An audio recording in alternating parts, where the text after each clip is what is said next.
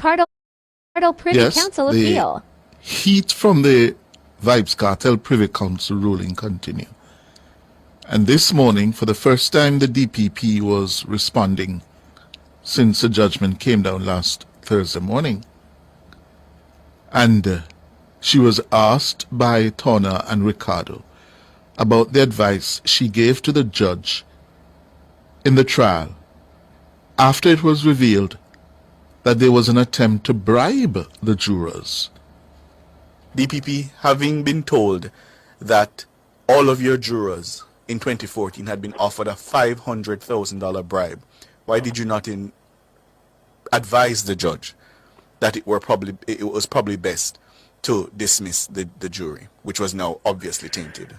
You see, you are now trying to get me to discuss the matter, and I told you that I didn't wish to. No, but certainly this point, DPP, is important, because here the law lords are saying you advised the judge that you were prepared to proceed even though you knew that the entire panel, 11 jurors, the forewoman told you, had been offered bribes.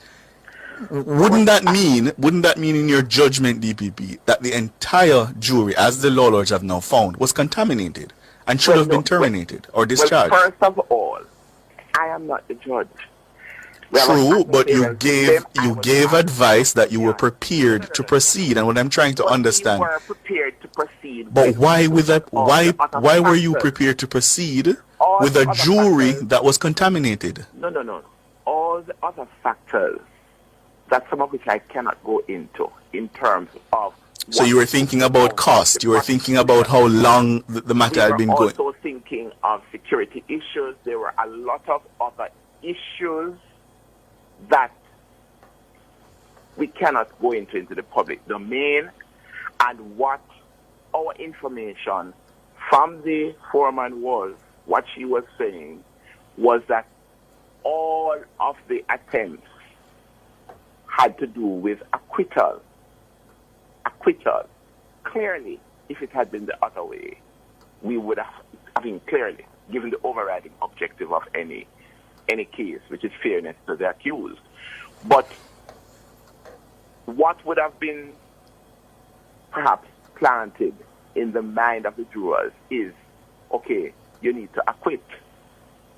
And remember that these persons, at least two of them, are very famous. So it would have been, as far as the prosecution, when we discussed it, we would have been those ones at a great disadvantage.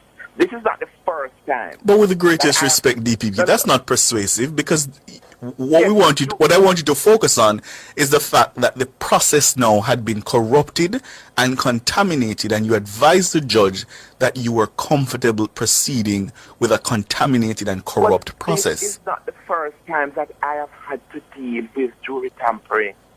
And be that as it may, in the exercise of your judgment, why did you not see it fit to bring to an end a matter that had been corrupted?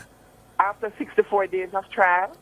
Isn't the interest of protecting the impartial trial greater than the length of time that had elapsed? I agree with you on paper, but I have done other cases where there has been jury tampering to the great negative of the prosecution.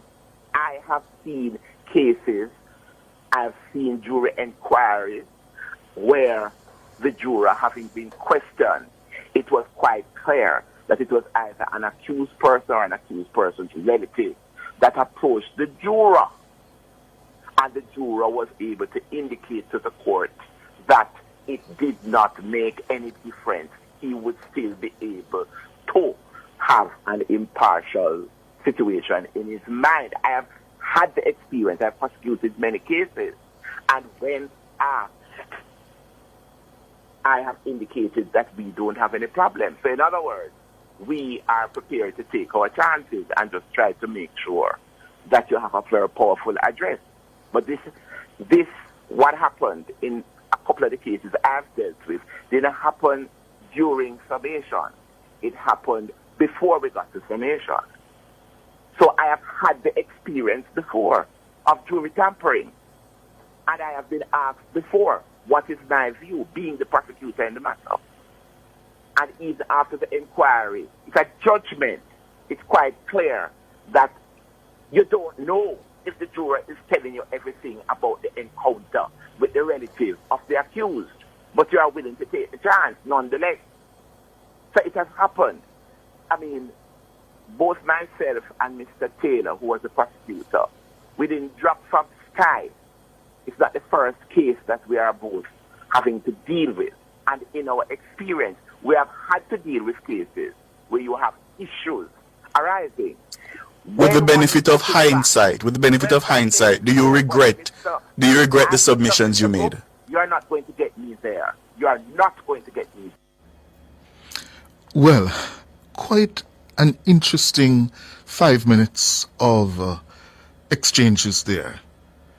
And the takeaway for me is the DPP seems to be relying on the fact that in her long prosecutorial career, she has made a judgment call, several judgment calls, in a number of instances of jury tampering. And I wonder, does that make it legally correct? It might be a call that has been wrong. Because surely, based on what we now have from the Privy Council, jury misconduct undermines the fundamental principle of the justice system of the accused being entitled to a fair trial. And the fact that you have been doing it several occasions before does not make it right. Those who have been in such matters,